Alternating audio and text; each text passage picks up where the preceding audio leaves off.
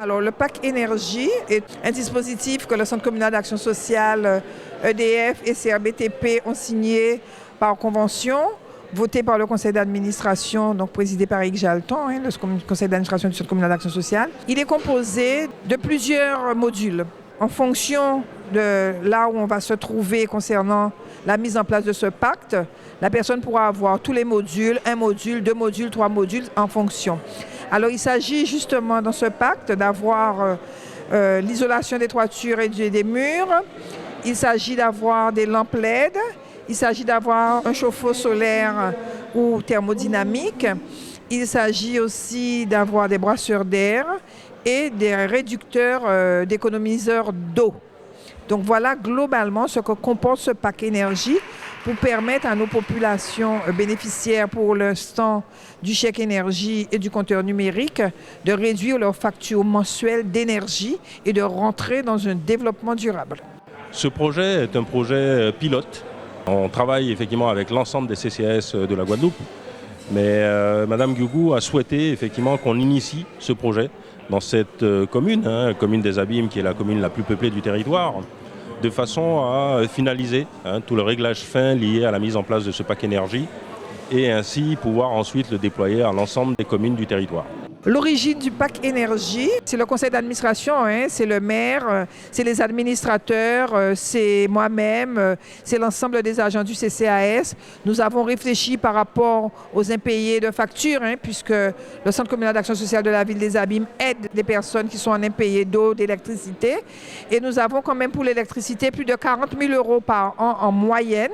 Et avec la transition énergétique et le développement durable, puisque la ville des Abîmes est résolument tournée vers le développement durable, il était important pour nous de faire une proposition au président du conseil d'administration, donc à M. Jalton, qui a validé notre proposition et qui est donc passé en conseil d'administration. Et c'est la raison pour laquelle nous lançons ce matin ce pack énergie. C'est peut-être un exemple pour la Guadeloupe, mais je dirais que c'est plus pour nos populations une manière de réduire leurs factures d'énergie, de faire un peu d'économie et de leur permettre aussi de rentrer dans ce que nous appelons le développement durable. Alors c'est certainement répétitif, mais il est important pour nous que la population comprenne qu'aujourd'hui, il faut apprendre à éteindre les lumières, il faut apprendre à fermer bien son robinet, il faut apprendre un certain nombre de gestes qui nous permettront de gagner quelques centimes pour pouvoir acheter d'autres choses et faire mieux après. On m'a confié cette mission d'organiser cette opération et depuis maintenant à peu près 1 an, nous travaillons avec Mme Guigou et ses équipes pour pouvoir mener à bien et arriver à aujourd'hui ce lancement. Je suis très fier de participer à cette opération en tant qu'Abimien et de commencer par la ville des Abîmes et très content que notre opération qui a du sens aujourd'hui résonne sur les autres communes de notre département. Je tiens à faire en sorte que toutes les communes de Guadeloupe puissent bénéficier de ce pack énergétique parce que ce serait, j'ai envie de dire par rapport à l'actualité, l'effort de la Guadeloupe en termes d'économie d'énergie, en termes de gaspillage énergétique. L'actualité nous donne raison, même si c'est une opération qui a commencé, ça fait un peu plus d'1 an pour nous, donc on n'y était pas encore, mais aujourd'hui l'actualité nous donne raison, il faut faire des économies, il faut bien sûr ne pas gaspiller parce qu'on arrive dans une période où on commence à manquer d'énergie véritablement.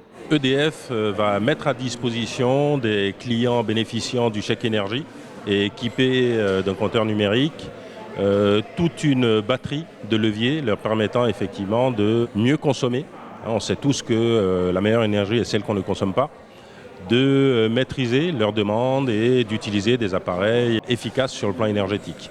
Ce sera aussi l'occasion pour ceux qui vivent des difficultés, notamment conjoncturelles, de les aider à étaler leurs factures de façon à pouvoir honorer finalement ce qu'ils nous doivent. Après les visites terrain qu'on a pu faire avec l'équipe du CCAS, on s'est vraiment rendu compte de la pertinence de notre projet au niveau de la précarité énergétique, vu les difficultés qu'on connaît sur notre taux de chômage, notre taux de pauvreté. On a quand même un département qui, plus qu'ailleurs, a intérêt à pouvoir apporter des solutions plus précaires. Donc l'énergie est au centre de toutes les préoccupations. Nous, notre cœur de métier est l'énergie, l'efficacité énergétique. Donc tout simplement, nous on fait ce qu'on peut pour que notre département puisse être un exemple en termes d'économie d'énergie. EDF a l'habitude de jouer pleinement le jeu. Nous sommes une entreprise de service public au bénéfice de l'ensemble des Guadeloupéens. Nous sommes un peu plus de 550 Guadeloupéens au service de l'ensemble des Guadeloupéens et tout particulièrement avec une dimension sociale qui fait partie de notre ADN, qui fait partie de nos valeurs. pour les clients qui vivent des difficultés. On espère que ces difficultés sont transitoires et l'objectif, c'est de leur permettre effectivement de bénéficier de ce service public pleinement. Alors ce PAC, pour l'instant, nous sommes précurseurs au niveau de la ville des Abîmes, nous sommes les pionniers, mais ce PAC, il est appelé à s'étendre sur le territoire de la Guadeloupe. En tant que président de l'Union départementale des CCAS de Guadeloupe, nous avons déjà discuté au niveau du conseil d'administration, mais nous allons certainement le travailler davantage et proposer une convention cadre à chaque CCAS et en fonction de leur public et de leur disponibilité, de leur financement, qu'ils puissent rentrer dans ce dispositif, en sachant que c'est gratuit pour la population.